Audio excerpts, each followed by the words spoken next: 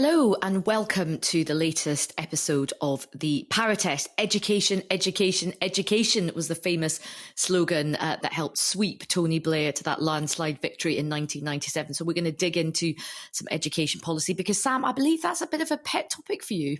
Yeah, it's something I've been thinking about for a little while. Now, my background is very much in education. I started working in the sector 20 years ago now, and was in the Department for Education 2010 to 2013, working for every Labour listener's favourite Tory, Michael Gove, and Dominic Cummings, who everyone loves too. So, and great guys. Yeah, it was really fun. And I get on quite well with Michael Gove, to be fair. Yeah, Michael, I like. Dominic, not have some bigger issues with, but maybe we'll get onto that. Anyway.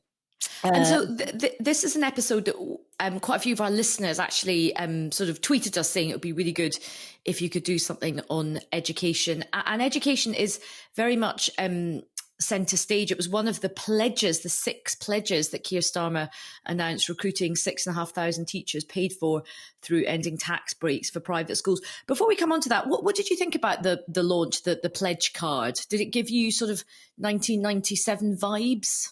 I think the pledge card has become one of those things that's become turned into a bit of a what's the right word? An obsession in British politics, because people think it was incredibly important in 1997. In fact, it actually didn't make any difference in 1977. By the time they launched the pledge card, they were already leading in the polls. In fact, they dropped back in the polls after they launched the pledge card.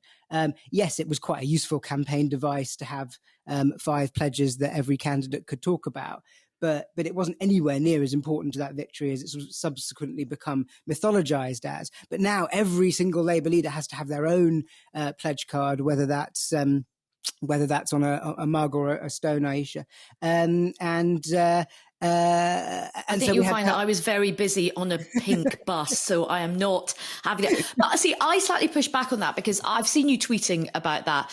But I think psychology matters in politics as well. And I think what this pledge card has done is for all the candidates who have said, so many candidates have said to me, where things get a little bit kind of difficult on the doorstep is once you've gone through, my goodness, the Tories are bad, and the person on the doorstep goes, yes, the Tories are bad, and they tell you why the Tories are bad. They then go, but we have no idea what a Labour government would do. We know that Labour's leading in the polls. So I think it's not insignificant that the sort of political device that a pledge card sort of gives. I agree that it's useful to have like 5 or 6 things for candidates to say.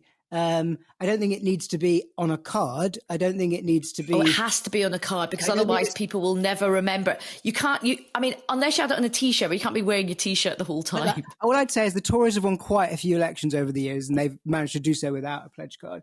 But what matters in any election is having a clear message, right? So if it helps you move towards a clear message, however that is formed, then that's useful. But if you look at the actual pledges, there's only 2 on there that are really quantitative, you'd say, one of which is the teacher pledge, which we can come on to, and the other one is bringing the NHS waiting list down by frankly a pretty unambitious number. And it's fair enough to set not hugely ambitious targets because you want to be able to say that you've met them within the first year and so on. But I do think from a policy point of view, putting aside the presentational aspect, it's more of an offer than the Tories have got for sure, but it's not a wildly exciting offer, I wouldn't say, as yet. And if you look at the teacher pledge, yes, 6,500 teachers more a year would be very handy because we do have a massive teacher shortage, but they didn't actually say how they're going to get them. Those funding places those places are already paid for. We know if we could recruit more teachers, we have the money to do so. The issue is people don't want to be teachers, and that's a much bigger problem, which raises much wider questions about the education sector. So, I think it fair enough and probably quite useful, but I think it leaves quite a lot of questions open. I think what's interesting about it, I was speaking to some sort of Labour strategists, and they were saying, look, this is not, this is just a kind of stepping stone on the way to the manifesto, and this is not the kind of final thing. And they're very clear to make sure that candidates and everybody else say, look, this is not the kind of the sort of final landing point. But I think it is really important. I think what the Labour Party's been struggling with is that these 5 missions have just sounded quite woolly and visionary and a bit esoteric.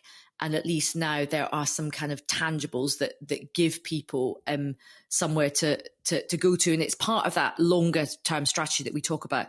They're kind of caught between, they have got this massive poll lead. They are trying to be really cautious because Labour just basically never wins elections, unlike the Conservative Party. But they are aware that they whether you're a candidate on the doorstep, whether you're a shadow cabinet person on the sort of Sunday morning breakfast round, the thing you get really squeezed on is, but you haven't really got anything tangible to say. So at least they have somewhere to go.